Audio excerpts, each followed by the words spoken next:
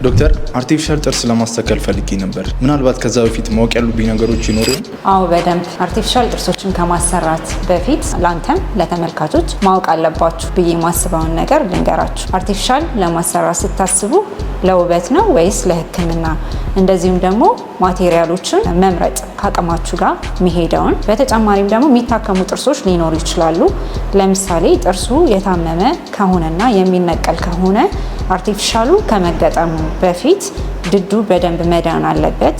ቢያንስ ከ3 ሳምንት እስከ 1 ወር ድረስ ማለት ነው።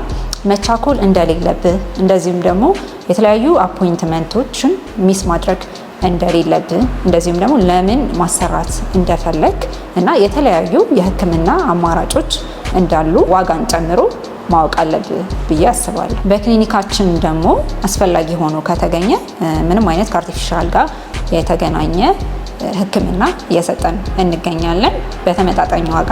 ስለዚህ መታችሁ ቼክ አድርጉ። አድራሻችን አቤም ሆቴል ከመስፍን አሳ ቤት ፊት ለፊት ወይም ደግሞ ከሂልሳይድ ትምህርት ቤት አጠገብ እንገኛለን። ለበለጠ መረጃ ደግሞ እነዚህ ስልክ ቁጥሮች ይደውሉ።